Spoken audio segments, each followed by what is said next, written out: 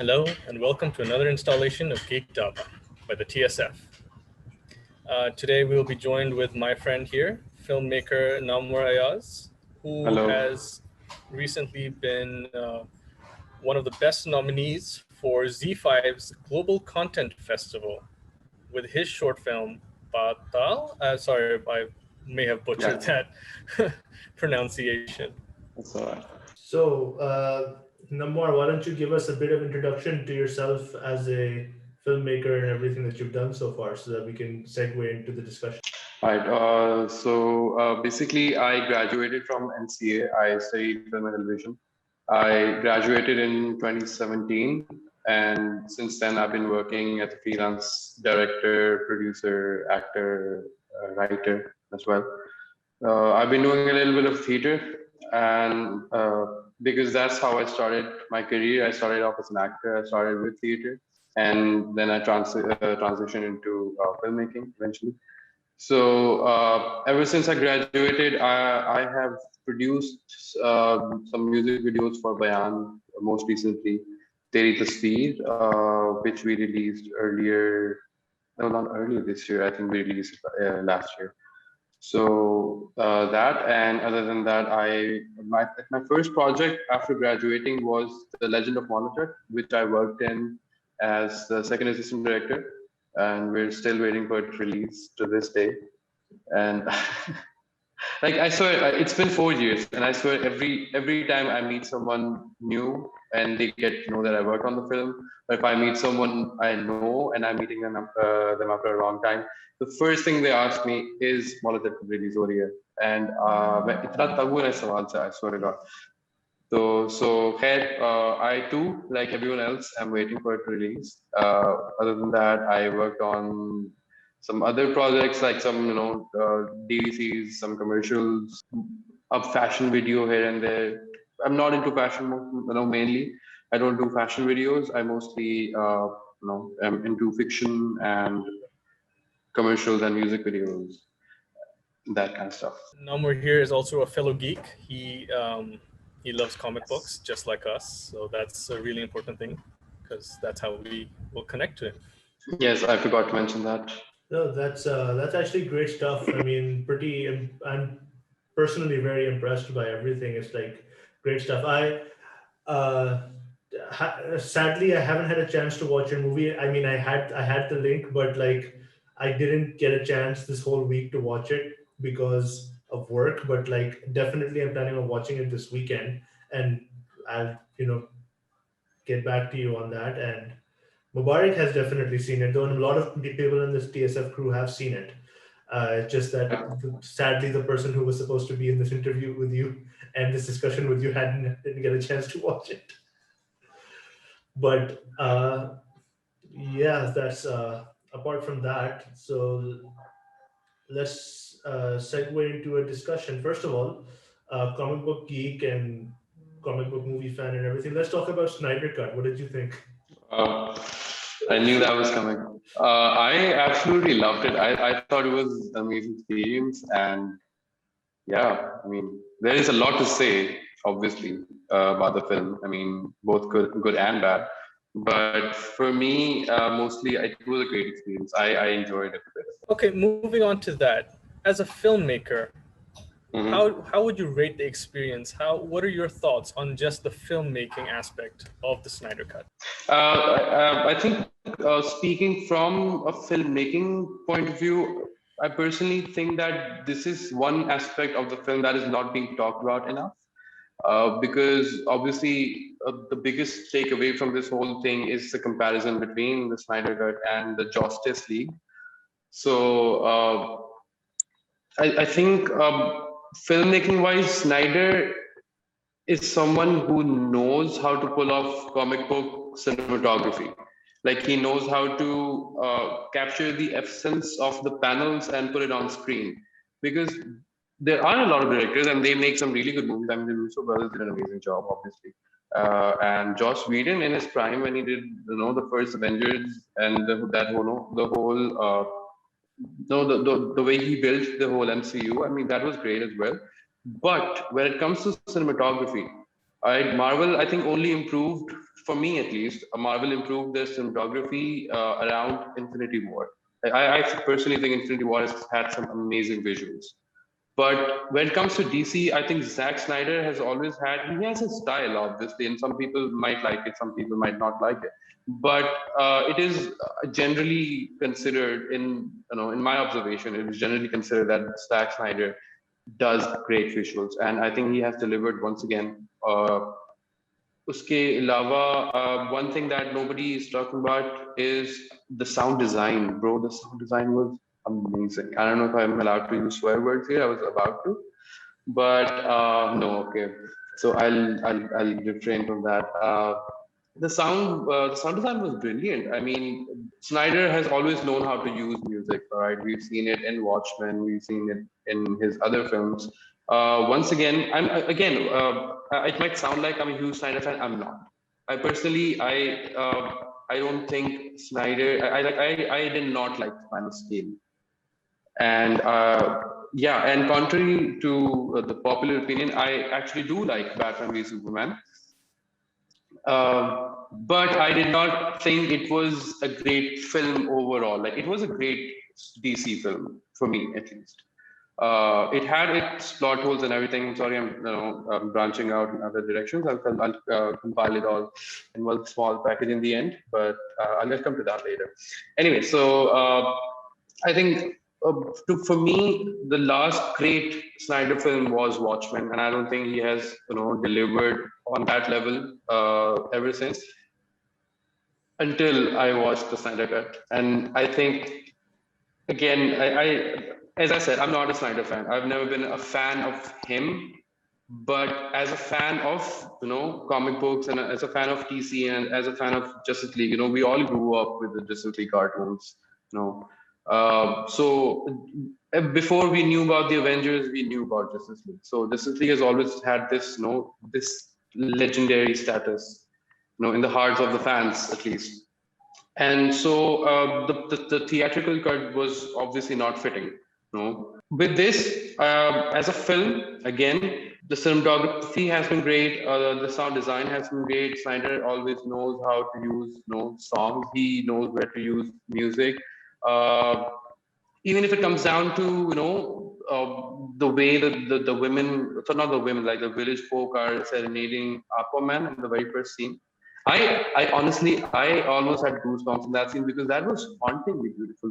And that is something that I understand that the executives didn't consider necessary, and we didn't have to cut it out. I don't entirely put the blame on Whedon, like most people, because I don't think it was completely his fault, because obviously the executives, we all know how WB has been butchering, for lack of a better word, the films.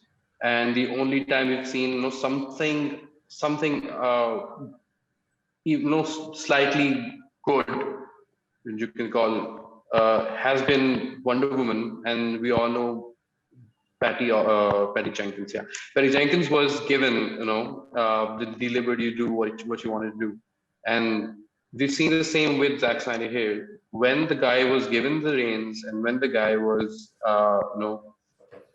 given a chance to showcase his vision, he did it. And as a filmmaker, even if you don't like the film, even if you have a million issues with the film, even I think that alone, the fact that a filmmaker was given a chance to complete his film, to complete his vision, I think that alone is, as a filmmaker, I think that's huge. And I think that's something that we should be collectively proud of, even as fans, because even if you don't think the film was great, I'm sure you would agree that it was far, far better than the theatrical cut. And for that alone, I think Warner Brothers should be commended that they gave it a filmmaker a chance. And I think it's something that we should be proud of as fans and as film enthusiasts or whatever. I like him. He has the same thoughts I do on Zack Snyder. Right? Yeah, I thought so. Yeah, because I have the same feeling that Zack is great at bringing panels to life. Because with Watchmen, he brought almost verbatim, sans that last scene where he made changes. verbatim panel to screen, we got Watchmen. And if you ask me, that's the best movie Zack Snyder's made. I still wouldn't put the Snyder Cut above Watchmen.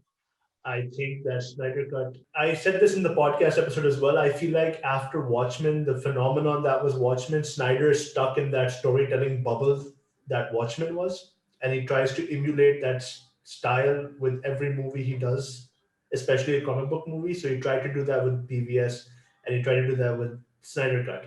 So because he's trying to emulate that style, it comes off to, that's my personal opinion, obviously, but like it comes off to me as like very Watchmen style, where he's trying to be more character driven, over show us a bit more interpersonal relationships between the characters, which we had in Watchmen, because Watchmen was basically focused on these characters we had no idea about, like the Night Owl and Silk Spectre and all these people, to the point where honestly it's not even like it's his own word storytelling, because he's technically just using Alan Moore's storytelling technique from the comic book, but that's a completely different discussion altogether.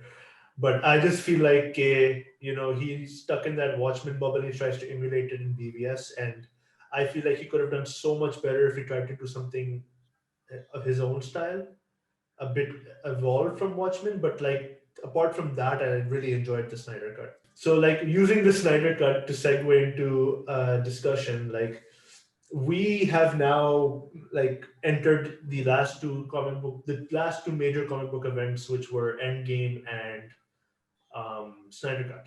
So we've kind of reached that 3 to 4 hour mark with these movies now. So like, is that where do you think that's where we're headed with a lot of other future, not regular movies, obviously, but like with comic book movies, do you think that's where we're headed? Like we're going to be seeing a lot more pushing that envelope with the timings for these movies moving forward? And quick question before you answer that: do you think the 4 hour length of this movie was justified? Okay, I'll start with the mini question that Mubarak asked.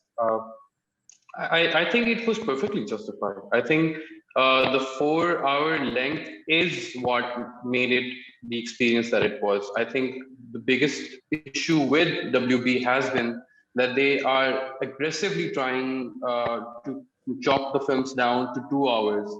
When we have seen with Infinity War and Endgame and now Snyder Cut that the audience is very much capable and willing and very much interested in watching a huge as grand 3 hour epic or a 4 hour epic, right? Like we saw it with 3 hours with Endgame and now 4 hours with Snyder Cut. And so I think it's perfectly justified because a lot of the small details that Snyder could add in this Snyder Cut uh, were the elements that were missing. I think he really listened to what the fans were saying, and I think he really, maybe this was the plan all along. I don't know, or maybe the fact that all the criticism in the world was out there, like it was on the internet. So, and he had like 2 years to study and to see what the fans were asking for, and then give them exactly that. Maybe it was that, maybe it wasn't. Maybe he just used his the last script that he was, working with. Obviously, we don't know that. We can only speculate. Uh, but yeah, so coming back to the detail point, I think the details that he added, for example, small dynamics that he created between the characters that were missing from the previous movie, and because of those small dynamics, it never felt like a team. It just felt like some random people who haven't even come together. No pun intended, if you get the reference, come together, but never mind. So, for example, you had this relationship between Aquaman and Flash, even if it was through one scene, where Flash trips and he bumps into Aquaman and they fall, and then that's like, so that was a small scenes, right? And then you see Diana when they're digging Superman's grave, right? You see Diana and Aquaman talking to each other about Atlanteans, about Amazons, and their history together, right? And then later on in the film, you see them fighting together, and then there is this little shot where Diana is trying to pull the lasso, and Aquaman comes and assists her, and that instantly reminded me of their conversation and the history of the history in, at least in the DCEU, that they were talking about, where in the past the Atlanteans and the Amazons were against, like they were at war with each other. And so this was sort of them accepting their differences, accepting the history of their families, well, not families, like their tribes or whatever, the civilization. And then you have, again, you have these little moments between Cyborg and Flash, and I think these little details, these little interactions and small conversations. For example, you had scenes with Alfred, right? You had this little fun scene with Alfred and Diana where he's trying to teach her how to make tea, right? And I think the pace of the film isn't being praised enough. I think the pace was really nice. It was really nicely paced because you had, between all these action scenes and between all these slow-mo scenes, I think this is why, even though someone did the math and they're saying 10% of the film is in slow motion, I personally did not have a problem. Like I never felt bored of the slow motion, or I didn't get irritated, because some people did, and I know some people who generally do get irritated by this classic Zack Snyder slow-mo did not actually feel annoyed by it at all. And that is because I feel like I talked to a friend of ours, Mubarak and mine, Aurangzeb, and we were talking about it, and he too thinks that the film was really nicely paced, because between all these slow-mos, if you had a slow-mo scene and you had this huge action scene and action fight, and right after that scene you would have a breather scene, right? You would have a scene with Alfred, or you would have them talking somewhere, planning. So yeah, I think if it wasn't 4 hour long, it wouldn't have been able to have those little details, those nuances and those little pieces of information that help you connect with the characters, that help you understand the character.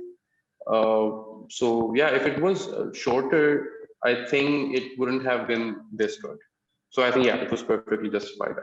It was supposed to be a short answer. I'm sorry. No, it's got stretched too long. It's totally fine. Yeah. Okay. Thanks for that, detailed answer on the 4 hour runtime. So branching right off of that, with the last few events, like the let's say cinematic events, even though this came out on HBO Max, 4 hours for Snyder Cut, 3 hours for Endgame, and who knows, maybe the next Avengers might push 3.5 hours or maybe even longer, right? So the question is, since we're meant to be discussing like what the future of cinema holds for us, one of the questions is, are we going to be pushing that envelope with time moving forward, in your opinion, especially when it comes to big releases like comic book movies or the next Avatar or whatever is coming up, whatever big cinematic event comes up next? I mean, of course, and I feel like all the studios, all the executives, everyone's always trying to push that envelope further, to establish their dominance as the premier one, or whatever. Because if, for example, if DC now has done 4 hours, I'm pretty sure somewhere down the line Marvel will push, maybe for 5 hours or 6 hours. Maybe there's this, and I think it's fine, because see, the problem isn't with the time, right? The problem is with how you divide it and how you use it, right? Let's talk about how Snyder, split the film into parts. It wasn't like a big change. It was simply dividing the film into 6 parts, but that changed a lot, right? That impacted everything, because now you could, if you wanted to stop after a chapter, you could, and you would, the next day you could just come back and pick right up where you left off, and that's just the tip of the iceberg. Obviously, it was, it had a greater impact than that, because when you very clearly, because a film is obviously always divided into parts, but those parts aren't obvious, right? They're not, like, the filmmaker never tells you where the next part starts, but here we are told, and so when you divide it into 6 parts, I think it's also a little nod to comic books, like how comic books are divided into parts. So it was like a 6-issue mini arc, you can call it, right? And you can treat it that way. So yeah, it's how you use that time. Again, as I said, if you can justify, if your film is good enough, if your content is good enough that the 4 hours or the 5 hours or even the 6 hours can be justified, right? And then go for it. Like all the better. As a fan, why wouldn't I? Why would I mind? Right? I'm getting more of what I always wanted. Like growing up, we all wanted to watch Justice League film, and now we're finally getting the kind of film that we wanted to watch. And I'm personally very excited about it. Maybe a few years down the road, I might not feel the same way about this film. Maybe it's just the high that I'm riding right now.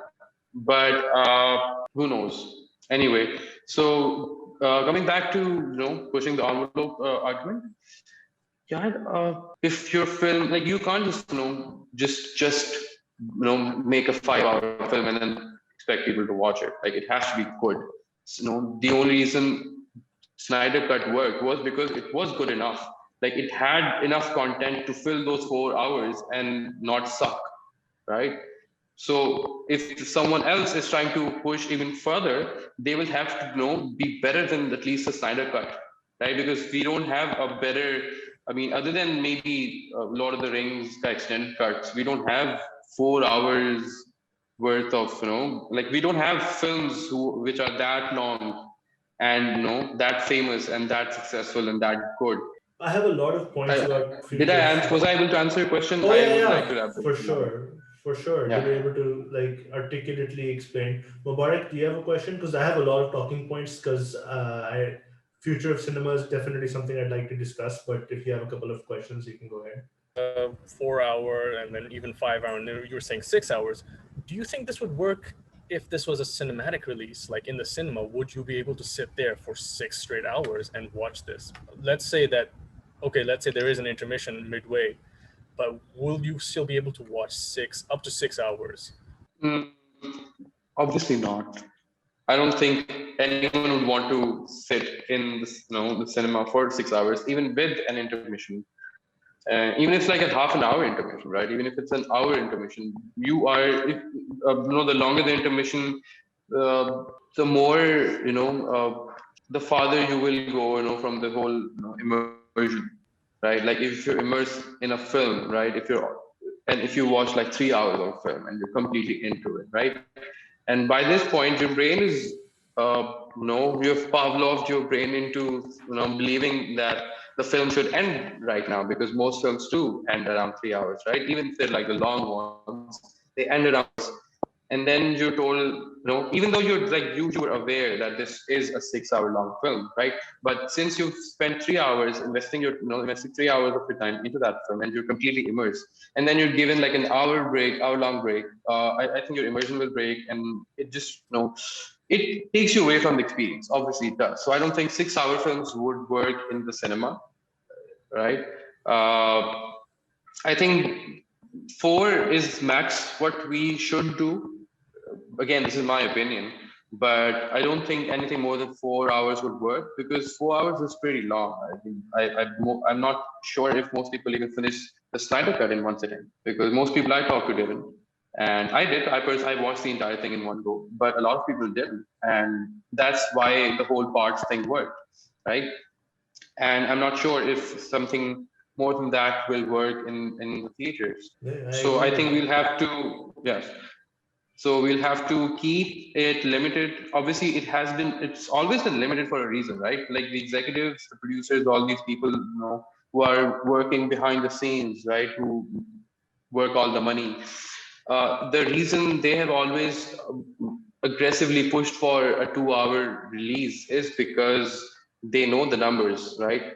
It's their job to know the numbers and and do their research, and there's a reason they go for 2 hours, because most people, that's their attention span. Most people do not want to watch a film longer than 2 hours. And it's different. Obviously, it's different for superhero films, because there comes a certain fandom with it. Obviously, most of the people watching those films are fans, You rarely have people who are not fans watching. I think Infinity War was the first film that I saw people going to cinemas and watching just because Marvel was a huge thing now. Before that, for the first two Avengers, I remember going to the cinemas, and uh, most of the people there were fans, right? In Pakistan, at least, people who would go to watch all your superhero films were mostly fans. But now it has changed now because of MCU, because of Infinity War and Endgame, and because of the huge cultural phenomenon that it has become. Even I wouldn't even call them casual fans, because they're not even fans. They're literally people who are not into the genre, just going to watch the film as an action film, right? As something that they've been hearing about. That is something that I noticed started with Infinity War, at least in Pakistan.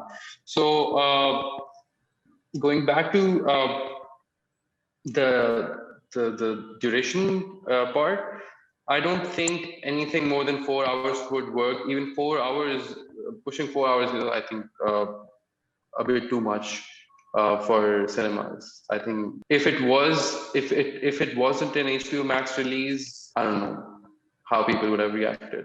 I don't know if people would have sat there for 4 hours and enjoyed it the same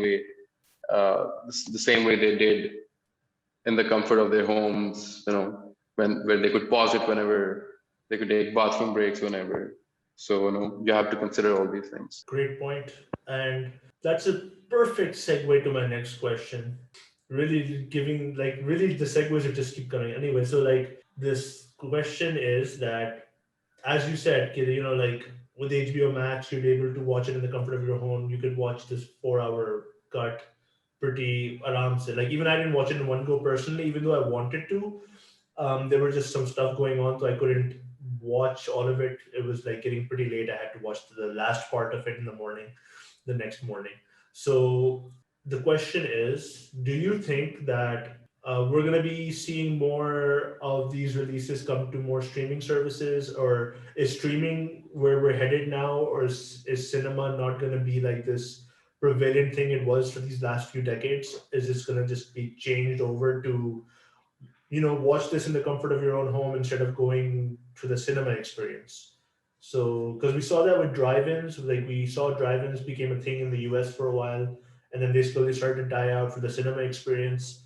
And now we have all these streaming services, we have all of these platforms where you can watch on demand and everything. So, do you think that, as moviegoers and cinephiles, is that where we're headed?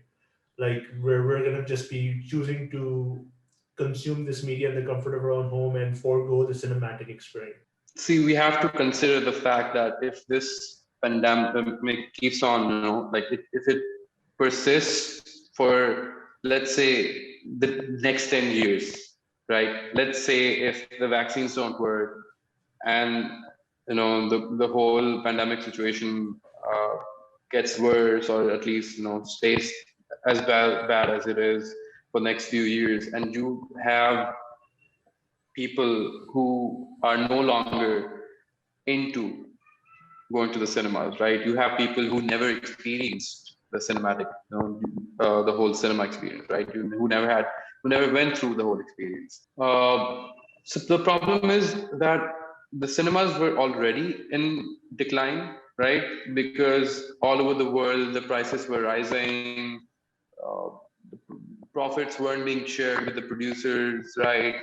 The distributors and the cinema owners were taking most of the share. And it was obviously, it's different in different countries, but generally there was a little decline in overall cinema going numbers.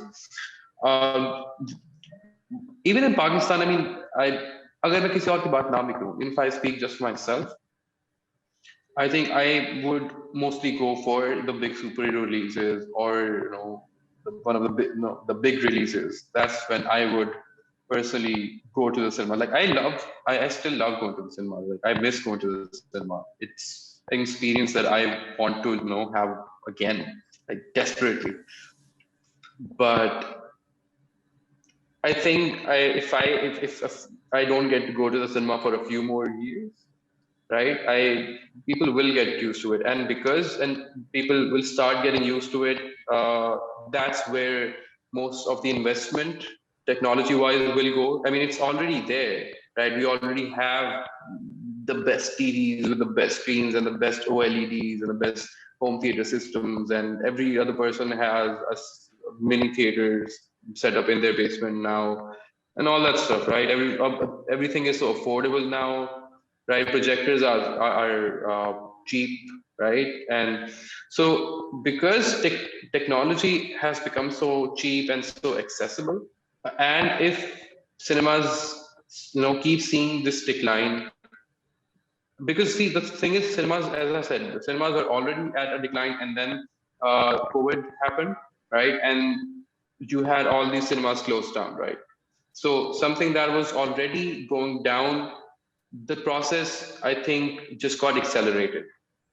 The whole decline of cinemas just got accelerated by, let's say, 5 years, right? We are seeing the decline of cinema right now that we would have seen maybe in the next 5 to 8 years. And so because of that, I know there is going to be a slight boom. I feel like when the cinemas reopen, finally, when things get better and the cinemas reopen, and people who remember, people from the old times, they would remember about this magical place called a theater. And, I think there would be a little boom, obviously, because of its novelty. Obviously, it has its novelty. But we also see that because of technology, right, and because of advancement in technology, people's lives are getting easier. That's always been the case with technology, right? As people, as humans, we've always gone for more comfort, more comfort. Every generation tries to invent something that makes life more comfortable than it was before. And so, with the advancement in technology and with this whole idea of the cinema coming into your house, and I'm not saying it's going to die out, right? Because cinema itself, like, when I say cinema, I mean the cinema going experience, right? So, there's this whole experience of cinema, it's still among the realm of filmmaking and the realm of cinema on a grander scale, right? The experience of going to a movie theater and having that experience, it's still considered like sort of a high art, right? I mean, as a filmmaker, I would still, as much as I would love to have to make a film for Netflix, at the same time, I would love even more to have my film play in the theaters, because as a filmmaker, that's your ultimate dream, to have your film play in the theaters, have people watch it like that, because that is the ultimate way of praising someone, because since film itself evolved from theater, and that's how theater works, right? You perform in front of people and you get that instant gratification, right? If you did bad, you get booed. If you did good, you get cheered, and that is what and that's how it works in the theaters as well. I mean, even though you can't see your audience giving you that reaction, in the same time, your instant gratification is the numbers, is the money that your film makes, right? And that whole experience of all these people sitting together in a hall watching the same thing and having that shared experience. And that is why I think that is also one factor that I think cinemas won't die completely, because it's still cinemas have this community feeling, right? This community element going on. Because when you're watching a film alone, you're watching a film alone. When you're watching a film with like 50 other people, it's a very different experience, because you guys are having a shared experience. And even though you might interpret it differently in that moment, you guys are having a shared experience. You're witnessing something unfold together. And some of them might go out and discuss, and it becomes a whole experience that you cannot have while sitting at home. So as long as that experience is offered to the people will take that option. I feel like it just become what, let's say, theater in Pakistan has become. It's become a novelty, right? Even though every few years some new theater companies, get formed, they do a few plays, they try for like 3-4 years, and then they realize that there's absolutely no money in this, and then they stop, and then the next batch comes, and then the next batch comes, and the cycle repeats itself. And I think cinemas won't completely die down, but this decline that was already going on just got accelerated, and I feel like now it's going to be mostly a one-off experience for people, like opera. I just want to experience it, but it won't be it might not be as regular an experience as it was. Or maybe once things get better, the cinema owners and the film industries all over the world will somehow try to save it. Maybe they'll drive the tickets prices down. Maybe I don't know. They'll use some other marketing tactics or whatever. But I mean, the amount of money films can make through cinemas is obviously more than what they can make through online releases. And again, see, Netflix started off as an alternative, but now because every other network has its own OTT platform, it obviously, I mean, I was gonna say it's gonna get saturated, but I realized it's already gotten so saturated, right? There's already so much content online, which is good as a filmmaker. I mean, there's more opportunities, but at the same time, it might just suffer the same fate as TV, because it was the same scene with TV. There was just so many channels that you had to subscribe to and stuff like that. Not in Pakistan, we had a different experience, but in the West and everything, and people are getting tired of having to subscribe again, because on TV on cable they had to subscribe to networks, and then there was this one Netflix where they didn't have to subscribe to all the other things; they just had to subscribe to one thing. But now, since every other network has a streaming website, they have to do the same, but online. So I mean, yeah, I agree with that. We've come full circle actually, because it's like, the saying that my dad loves the most: people who don't study history are doomed to repeat it. And it's like, we're going to be seeing that a lot. It's not limited to, wars and everything. It's limited. It's with a lot of things. We see this with, like, as he said, the point I was going to make it as well. Okay, television did that, where you had to, because I lived in Australia and we had to subscribe to a lot of channels to be able to watch them, like different packages and everything. So yeah, we had, so now it's like, oh, instead of getting cable, I'll just get, Hulu, Disney Plus, HBO Max, Apple streaming. I forgot Netflix. Imagine that. There's so many others that Netflix came to my mind last.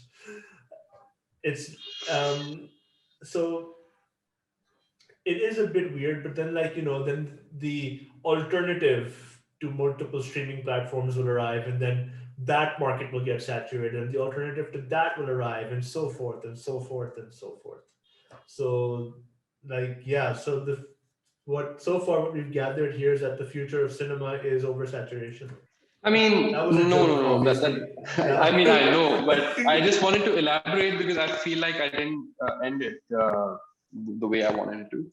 Right. So I just want to conclude what I wanted to say. As I said, because cinemas sort of were becoming, not had become, but like were becoming, and now that the process has been accelerated, have sort of become a novelty act, right? Again, I think the conclusion is basically what I said earlier, that it's not going to die down completely. It's not going to completely die, but there's going to be decline, obviously. So yeah, I mean, I think I'm just going in circles. The point is the same. Yeah, no, I know the point you're trying to make, and I think it's pretty. Yeah. The point is pretty clear. My thing about oversaturation was obviously just a bit of a joke, like derived. It's just I feel like it's just going in circles. you know. No, I fully agree. I fully agree. So let's move on to the next talking point that I had in mind. So back in 2013, I was reading it. I was remember reading an article like that said that like this shared universe experience that Marvel was creating at the time, and that Justice League was just about to get on, like DC was just about to get on board on at that time. There was an article I remember. I don't remember where the article was. I just remember that they cited that this was the future of cinema, and now we're 8 years later, and we're now at this point where we have, for Marvel at least, we have 20 plus movies and a few TV shows that are now taking place in this exact universe, this shared storytelling universe that we have now. And DC has not followed suit for the most part. They have a few movies, but they've decided to go this multiverse route with their multiple different TV shows taking place in different Earths and timelines, right? So based on that, like, which of these two approaches do you think is like the better approach when it comes to telling a comic book story? I think that completely depends on the presentation. I mean, there is. I don't think it's a black and white. There's a black and white answer to it, No, I agree. because there was a time when the Marvel thing worked, and it worked so well that not just DC but everyone tried to emulate it. Everyone tried to repeat it. From the MonsterVerse, from the Universal Studios MonsterVerse to now we're seeing King Kong and Godzilla, which, I mean, to be fair, have always sort of been in the same universe. I mean, from the Japanese point of view. Uh, but again, we have been seeing all these, universes, these shared universes that we're talking about. Uh, so it worked, and it works really well for Marvel. But because it worked so well, and because it went on for so long, I wouldn't say it started getting stale, but I feel like Marvel has always had a very formulaic approach to its films, and that's always been Marvel's biggest criticism. Marvel has tried to deviate from that formula in Infinity War and Endgame, especially in WandaVision. I haven't seen Winter Soldier for Falcon and Winter Soldier. I haven't seen it yet, but I loved WandaVision because it felt so fresh, and because it deviated from the typical Marvel formula that we're all familiar with. Again, as I said, it depends how you present it, and it really works. It's something that you cannot predict, because it really depends on how well you execute it, right? And it depends on when you execute it, because the time really matters. MCU came at a time when there was no other thing like it out there. There was no concept of shared universes. But no, there were sequels, obviously. There was maybe a little nod here and there, and then fan speculation, but there was a proper shared universe. So Marvel introduced it, obviously. Maybe not introduced it for the first time in the history of cinema, but they definitely popularized it, right? So it worked for them, but there came a point when people started getting tired of it, right? It was the same sort of formula. They had been overwhelmed, because see, if you're a fan and if you have seen 21 films over the span of 11 years, right, you've seen that's a lot of films, and that's a lot of content. And then if you count Agents of Shield and all the Netflix Marvel shows, the Daredevil verse, which were initially going to be part of the MCU, but then they were scrapped. So you had all these fans who were keeping up with all this stuff for all these years, and the burnout was inevitable, like Thanos. Uh, so I think once that burnout started kicking in, right, and once people started feeling that sort of tediousness, right, that's where the DC formula, I think, started working. the whole, I mean, it's still a shared universe, but when you have all these standalone films, people don't have to keep up with something anymore, because people are tired of keeping up with Kardashians and otherwise, right? So, so people are really tired of keeping up, man. Like, I think वही जो burnout वाला element है उसकी वजह से people find it easier to just watch a one-off film. This is why Joker was so successful. This is why Wonder Woman was so successful, even though she was part of the DCEU. But since the first Wonder Woman was so disconnected from the main line, the main timeline, and the main, just the whole shared universe element of it, it felt like a standalone film, right? Shazam felt like a standalone film. Aquaman felt like a standalone film, and all of the films that I mentioned have been both critically successful, even, and if not successful, then at least they haven't been panned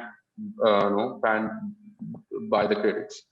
They haven't even gotten panned by the critics, like Man of Steel and BVS, because obviously unka sabko pata hai.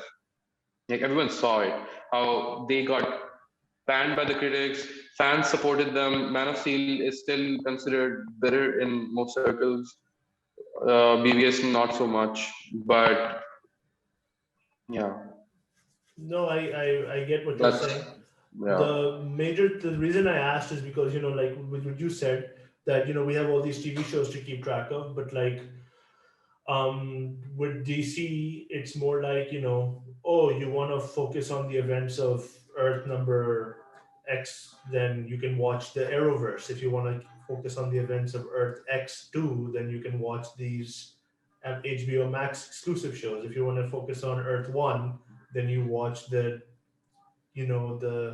DCEU cinematic movies. If you want to watch the other movies, then you watch the standalone movies. So like, I do agree that it's not necessary to be able to watch everything and keep up with it, but like there's still like this element of keep up, because if you want to keep track of the Arrowverse, you still have to watch Legends of Tomorrow, you have to watch Batwoman, you have to watch all of Arrow, Flash. Like, I agree with the sick of keeping up, because I haven't watched the last seasons of any of those shows except for Crisis. So after that, I just gave up. And Yeah, same. like I watched as much as I needed to just to get to Crisis, and then I'm like, okay, I'm done with you. I'm done with Arrowverse. That much. I stopped watching like 2 years ago, or maybe 3 years ago, and then I only watched the crossovers. That's it. And honestly, I never felt like I was missing out. Like, I never felt like I missed out anything, and it never felt like there was something new going on. It was always We Are the Flash, and yeah. No, been. I agree. I mostly kept up for the sake of keeping up. If I'm gonna watch the crossover, might as well watch everything beforehand. I understand. Yeah, I understand. Right, but like now that there's no major big crossover coming anytime soon, I'm like, I don't need to watch anything anymore. So yeah, so that's a pretty good insight on that. Yeah, but that too, like the whole Arrowverse is still a verse, right? And as long as we have all these verses, people will have to keep up, and people will have to, people will always have some catching up to do. So I think masla sara yahi hai कि because there is so many universes, right? First, you only had this one big shared universe that you had to keep track of. And since every other fandom has done it, right? And if you're a fan, if you're a geek, right? If you're a nerd, and if you like all these stuff, and if you like anime as well, and you watch movies as well, and you love TV shows as well, and you watch cartoons as well, and then you already are keeping track of so many things. So if you have all these verses within verses and more verses within those verses, the people will get tired of the whole formula. And I feel like that is something that we have already started witnessing. No, I was about to ask about that too, because I was about to. My next question was gonna be, surprisingly, we're segueing perfectly without any planning here. And the next question was definitely gonna be like, do you think with how much geek content we have now, like we have Power Rangers, we have like Godzilla versus Kong, we have all these DC movies, all these Marvel movies, Mortal Kombat, Monster. Like, let's not talk about Monster Hunter movie, that was just a dumpster fire. But like we have Yeah. all this stuff coming out. Like, do you think we're headed towards like this geek fatigue, or like this, universe fatigue coming up soon in cinema? Or it's just like, do you think we're going to keep going with this? Yeah, definitely. I mean, this fatigue sets in with everything. Every big phenomenon has, it has its rise and it has its fall. We as fans were lucky to have seen the rise, and we will be unlucky. I personally feel like we will be unlucky enough to see the fall. And I won't consider it a fall, because that's how art has always been. That's how trends have always worked. You have all these trends in film, and then you don't. And then something else comes along. Avatar was a thing, I remember. And then superheroes came along, and people just forgot about everything else. Like people, no, I wouldn't say literally, but people almost would exclusively only go to watch superhero films, because only they would. Yeah, yeah, I know. I personally know a lot of people who do that. I've seen people on the internet say that they do that, because again, the scale of these, the scale of these epic superhero clashes is so big and so epic that initially there was no other alternative. If there was nothing else out there like that, it was something that the fans of that specific genre had been asking for years. And then they finally got what they were asking for, and the past decade has been amazing as superhero fans. But the fatigue has set in. I've known a lot of superhero fans who are no longer, into the genre as much as they used to be. I personally don't watch everything anymore. Like, there was a time I used to watch everything. Right? I would watch the Arrowverse shows. I would watch Agents of Shield, and I would keep up with everything. But now I don't. I haven't watched Falcon and the Winter Soldier yet. I don't know. I don't feel like watching anymore. I only gave WandaVision a chance because I watched the trailers. It looked very different, so I was like, okay, this is different. I'll give it a try. Winter Soldier looks like every other Marvel film, so I will watch it eventually when when I have nothing better to do. But for now, it doesn't attract me, and I think that has a lot to do with the overall fatigue that we are talking about, and also the fact that most of the fandom is growing up. Like we're all well into our late 20s and early 30s. Like, most of the fandom who grew up with all this stuff, right? So yeah, I mean, and the next batch of fans, I am not trying to poop on them or anything. Obviously, why would I? I'm actually proud of the fandom and everything. But the fact is that when you have only seen the light, that you don't know what darkness looks like. So yeah, I mean, the fans who grew up in a time when superheroes were everywhere, like, when superheroes were the mainstream, you become a little entitled.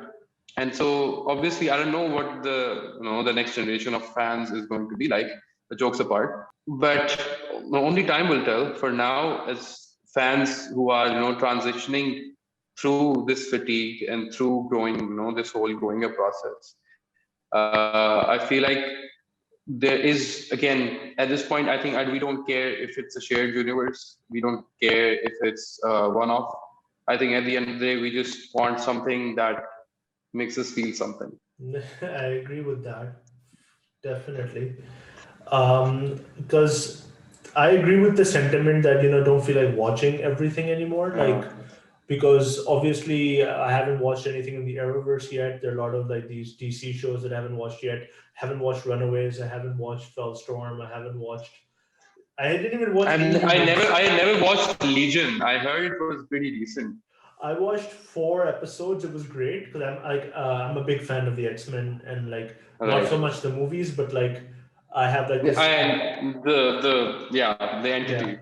Yeah, because I have like some vintage X-Men comics collected as well and all that stuff. Nice. So like, So I'm a big fan. So Legion was like this phenomenon for me that I enjoyed because I was watching it, but then like uni set in and then I just didn't feel like going back and watching it. There's another X-Men related show called The Gifted that was like this. The Gifted, yeah. Right. So like I watched the first episode of that very recently, and by very recently I mean last year, and I just didn't feel like continuing it. It was like I already have so much stuff to watch already, and then it's like there's so many things. Like there's so much going on. Black Lightning I haven't watched at all, and now, I think I've only seen the first 2 episodes of Black Lightning. Like I've only watched the pilot of Doom Patrol. I've seen Titans, but I've only seen the pilot for Doom Patrol. So yeah, there's so much stuff out there.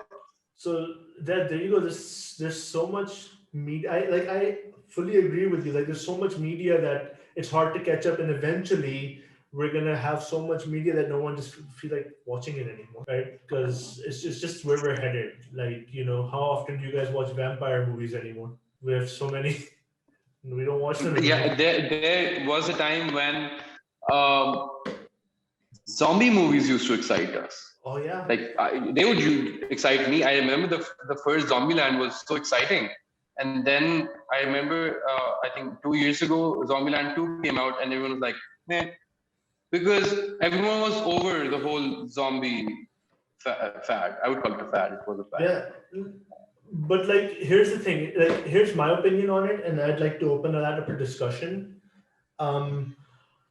We go cycle through these fads, but like they keep coming back. So like, in the 50s and 60s, we had like this alien and zombie movie phenomenon, like really bad, like for the time, not that bad, but like these really B movie types where we had like these zombie movies and alien movies coming out in the 50s and 60s often. And then, we went through that, and then we went through more, high school movies, and then we went through like these attempt at superhero movies with like the 90s with these adaptations of Batman we do not talk about with the nipples, and like this stuff. Then we cycled on into like these parody movies, and then from parody movies we cycled into vampire and zombie movies, and then from there into superhero movies, right? So like I feel like we're gonna, since we cycled from zombie movies in the 50s through all these movies, like all these fads that came in the middle, back into zombies for a short period of time. I feel like if this superhero fatigue sets in, let's say in the next 3 to 4 years, like that's the fast track, right? We didn't expect it to be this long even. We've been talking about superhero fatigue for like 4 to 5 years now, and we're still consuming the media. So like maybe it's a bit longer, maybe it's 10 years from now, but still, when the superhero thing dies, I feel like it'll be like a couple of decades and we'll come back into it. Yeah, maybe. Like, maybe something else will come along. Something better will come along. I mean, something that transcends the idea of superheroes. I mean, it all depends on. I feel like a lot of it depends on the technology that we have available. Because I feel like this whole superhero rise, the rise of superhero films and superhero media came when when the CG and when the cameras and when the green screen and when the whole, when the technology we had was good enough that we could achieve all those things. We could not have imagined the end game final fight scene a decade before that. Like a decade ago, you couldn't have imagined that. You didn't have, you had the CG obviously, but it was never going to be that good. So Endgame came out when it could. And 40 years from now, we don't know if it's superhero or maybe some other genre, and they make a breakthrough, maybe through technology or maybe through some other medium. For example, when Harry Potter books came out or when the Twilight books came out, they had an impact culturally on, when the films came out. Obviously people watched the film, and vampires were everywhere for a few years, right? Vampires and werewolves were all the rage for a few years because of this one book series. So goes for Harry Potter, and now comic books are also like books, right? So we're doing comic books, and maybe we will have something different tomorrow. So yeah, and maybe superheroes will come back. The fad will come back. Maybe they will evolve. Maybe we will have some other VR shit that somewhere where we're superheroes. I don't know, man. The future looks bleak sometimes, but No, I'm still I hope waiting for it's that Back to the more. Future. I hope it's more cyberpunk. So. No, I'm waiting for more of that Back to the Future scenario where we're on our hoverboards and self-tying Nikes. I mean, I would like that, but I don't think that's gonna happen. a man can dream. It was in the movie. It was in a movie. It was promised to us. It's going to happen. Technically, that promise expired like 5 years ago, 6 years ago. Yeah, on my birthday, surprisingly. Just putting it out there. 21st October 2015. That was a disappointing Where's birthday. my hoverboard? That was a disappointing birthday, by the way, just saying. Yeah, I mean, no hoverboards and no Nikes, so. No hoverboards, no Nikes, and overshadowed by Back to the Future Day. So, damn it. Just like a trifecta of disappointment. Damn, son. Yeah, anyway, I think that we've had a pretty healthy discussion. I love the points you brought up, and hopefully, I'd like to bring you back for some future episodes on some stuff for sure. I mean, I hope I was able to say something decent. I was able to contribute. I mean, you were able to contribute. I mean, you made so many good points. I didn't feel the need to bring up that many myself because you brought up all the points that I was planning on bringing up. So it's like A1. I like this kid. Mubarak, you're being replaced. I'll talk to him after. No, but if you replace me, it'll be worth it. Yeah, he'll do a good job. All right. Yeah, man. thank you for that. Yeah, it was amazing being here. It was amazing talking to you guys. I would love to come back here some other day, to chat with you guys again.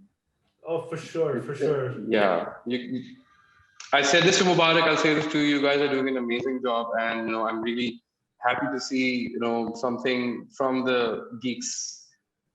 There was no representation, man. Come on, represent. Thanks. It really means a lot. It definitely means a lot.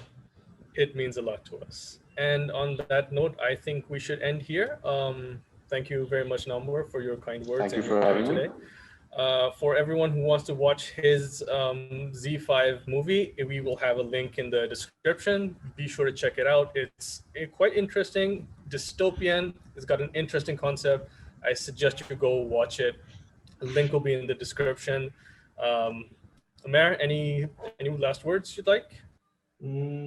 Nothing else. Just I feel like it's time to close the dhaba. And good night. Yeah, good night. Thank you, Namwar. And we're out.